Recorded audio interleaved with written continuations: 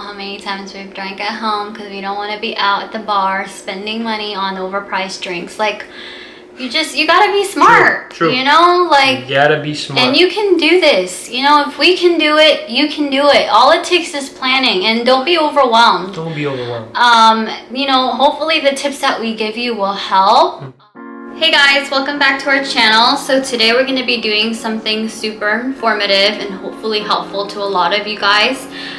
We're going to be going over steps on how to buy your first home. So this is specifically, since our experience was first-time home buyers, that's going to be what this is going to be going over. And it's going to be practical steps that you can take right now, even if it's not a goal you think you can achieve, you know, super soon. That's okay. We're going to go ahead and get you in shape to get there.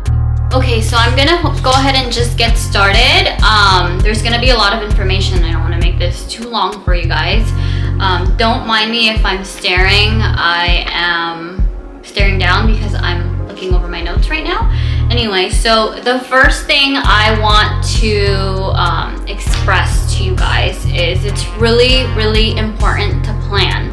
Just like with any big goal that you have, it's imperative that you plan for it. For me specifically, this journey probably started maybe like 3 years ago, and at that time, like, I knew I wasn't making enough money, so to speak, to be able to afford a house, but I knew at that point that I could probably start saving at least for a house. And so the first step, really, I would say, is figure out where you want to buy the house, right? And then from there, figure out how much the house that you want would cost. For example, let's say you wanted to buy a house that was $200,000, right? Maybe like a starter condo. I think here in Sacramento you can get a condo for around that much, right, babe? Yeah, maybe I think like so too. a two-bed. A few. When we were house shopping, I've seen those a lot here in Sacramento. Yeah, so the first thing you want to save for when you're buying a house, of course, is the down payment. That's the main thing, really. And with the down payment,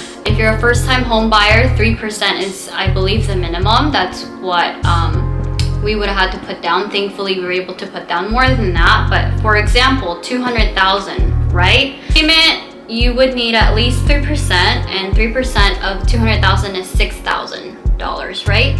And then for the closing costs, typically it ranges from 2% to 5%. 2% of $200,000 is $4,000. And 5% of $200,000 is $10,000. So you can save for a minimum of $10,000, or at the highest you would want to save a minimum of $16,000. But then also, what I wanted to say about that was that you should save more, right, babe? Yeah. Why should they save more? Well, they want to save for emergencies because now they be homeowners.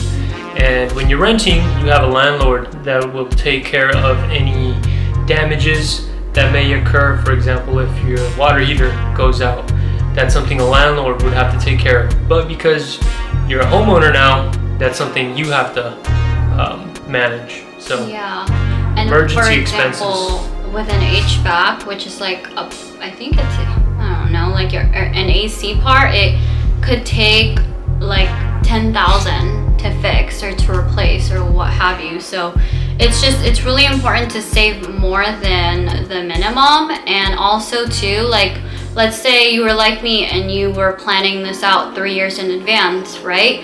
Well, at that time, like 3 years ago, the house that I'm buying now was like worth way less. So then you also have to account for the prices going up. So just keep that in mind. You know, have a goal for the minimum, but try to set a higher goal, a little bit higher of a goal than that. And the next thing you really want to do after you figure out that amount you need to save for is to budget, right? So I'm going to try to put down below some really helpful links for you guys, especially for budgeting. So for me, when we started out like this journey, I have a spending problem, you guys, and so I had to... Why are you whispering that? I had to really break it down. I had to figure out, like, damn, where the hell can I save, you know, money from? So I did something like this. It's like a monthly budget worksheet. It's pretty cool.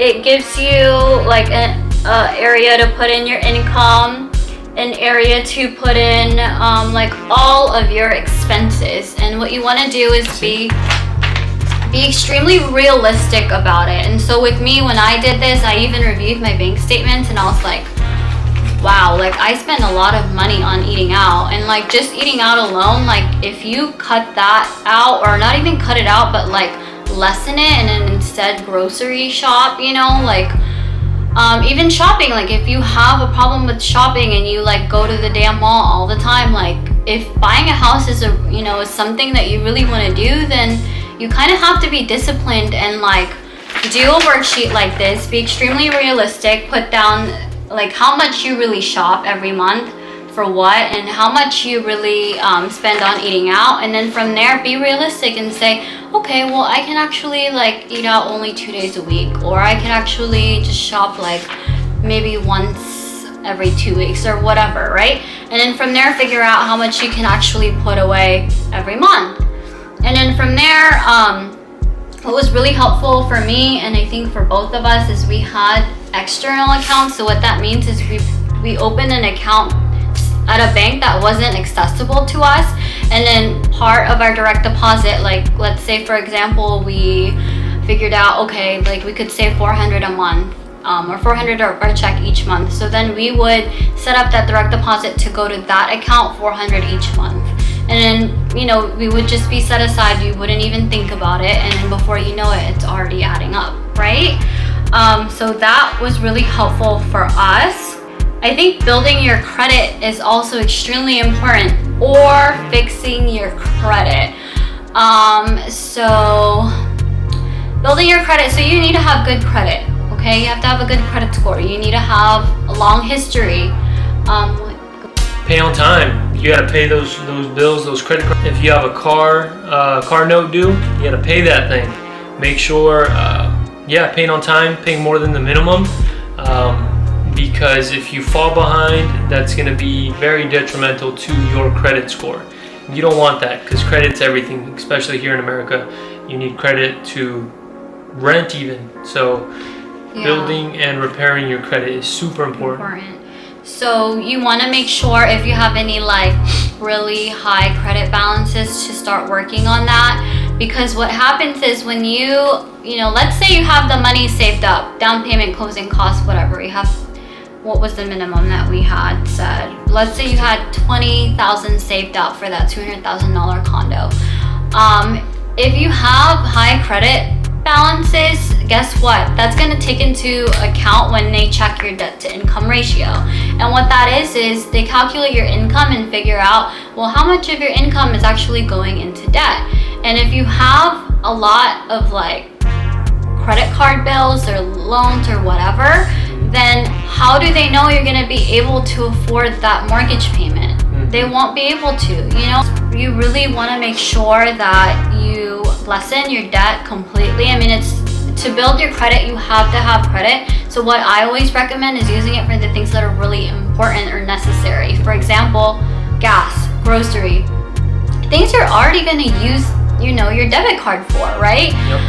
And things that you need, you have to really live within your means and be extremely disciplined. And once you start saving that money, like, don't take the money out, which is why it's important to have it in an external account. So, in your credit, you have that history of payments. I think at least a year and at least 3 credit lines. Correct. Is what you'll need. Yeah, and what they recommend is keeping those balances below 30%. So that's super important also. And there's websites that you guys could go on. Credit Karma is what I use. They have a lot of tips and tricks there that you could look at. And this video is brought to you by Credit Karma. That's not true. I'm just kidding, guys. We're not sponsored yet. Not yet. We'll get there. Hopefully. But so planning, you need to have a plan in place. You need a budget. You need to save. You need to get your credit in shape, which I think is pretty much all it is. Yeah. I've been saying throughout the video, just be disciplined. Like, if this is the goal that you want for yourself, stop going out to the nightclubs. Stop buying drinks for your friends. Get faded at home first. and then go to the club. You don't even know how many times we've drank at home because we don't want to be out at the bar spending money on overpriced drinks. Like, you gotta be smart. True. You know, like, You gotta be smart. and you can do this. You know, if we can do it, you can do it. All it takes is planning, and don't be overwhelmed. Don't be overwhelmed. You know, hopefully the tips that we give you will help. You know, do comment below and let us know if it is your goal. Speak it into existence. Amen. We got you. Ooh. We'll comment back, and PJ, we're baby. here for motivation. If you guys have any other kinds Praise of Jesus. questions, Mhm. do let us know. We're here to help.